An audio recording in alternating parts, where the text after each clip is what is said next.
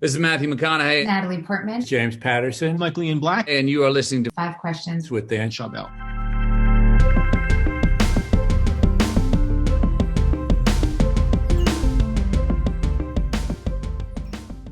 Melissa, welcome to Five Questions.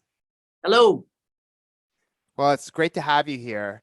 Growing up in Kansas, when did you realize that you could turn your music into a full career? I don't know if I realized it, but I hoped for it. I watched artists on the television. I listened to the radio.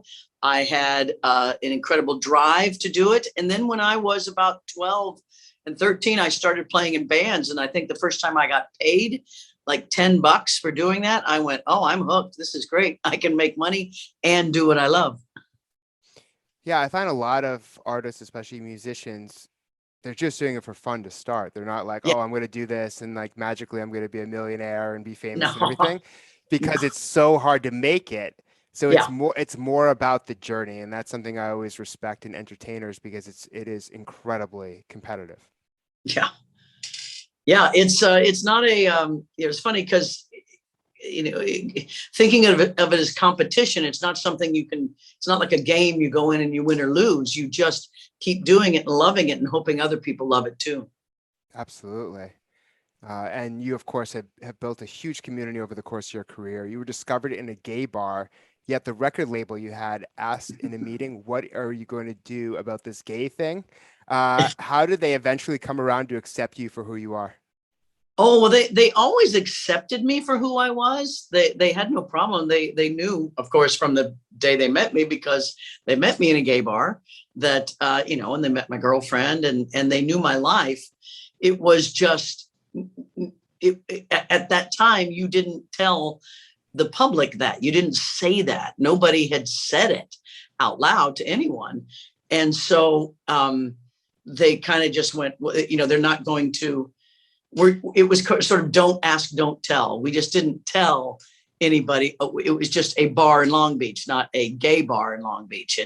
And they said, well, as long as you don't flag wave, whatever that meant. And, 4 years later, I was flag waving, but, they were fine with it all along. Yeah. And fast forward to today, I mean, it's completely different. The acceptance is completely remarkable. How much? Yeah. I always knew it would change. I always knew it would. You were just like looking at the clock. You're like, someday.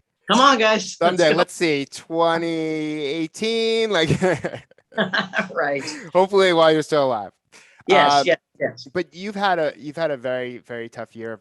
Very tough several years. You recently lost your son due to opioid addiction, and you beat breast cancer several years ago. How have these experiences changed how you think about your life and career?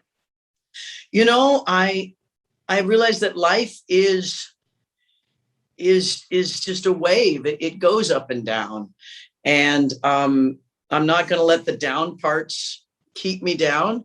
I'm going to appreciate them as contrasts, so that the highs are higher and more appreciated. But I always know that this is a dualistic reality, and we live in, good and bad and black and white and right, wrong, and up and down.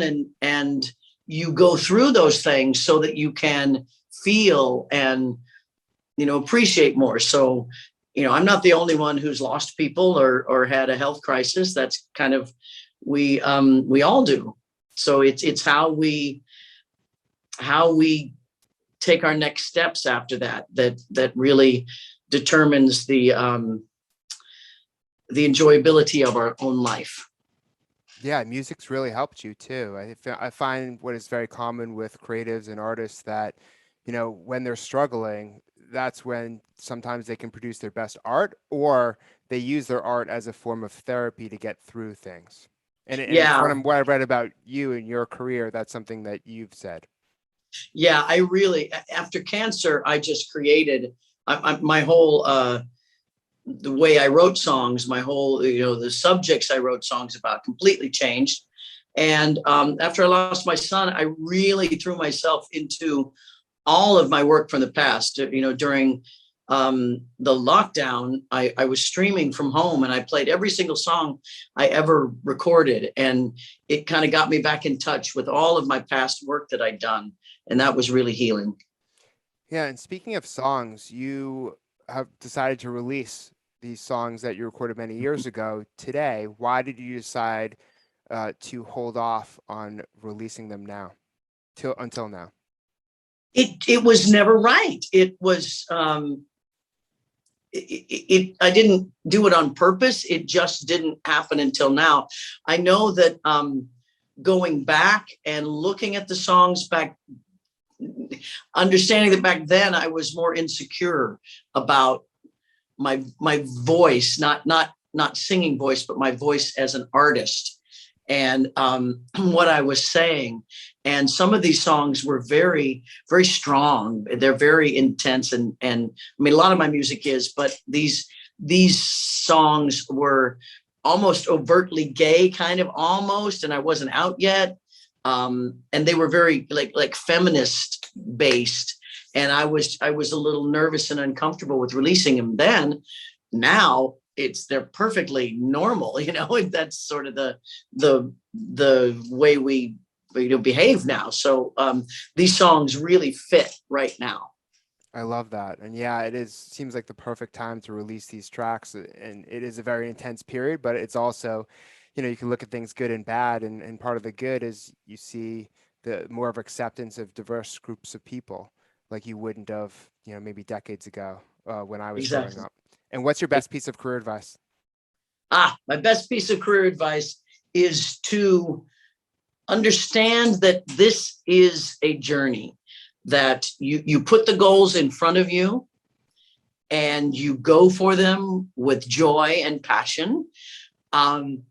Yet it's not the destination. It's everything you do. I've had huge hit records, but it was the journey to it that I remember and that I enjoy.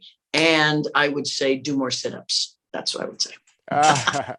I love that. And yeah, I have read that, like, when I was writing my first book, and actually all three of my books, I was rejected by every publisher besides one, and you were rejected by you've had lot of rejection, and like even to be discovered, in a gay bar, that took a while as well. So it was a game of patience. The journey was clearly part of the process because it took a lot of time for the stars to align. And then you also had to deliver on the music, and then it had to be successful. And so it's not easy, but you're still doing it, and you're still, giving the gift of music, which is so important, especially in the times like today of great isolation. So that's just great advice. I totally believe in it. And thank you so much for being on the show. Thank you so much. What a pleasure.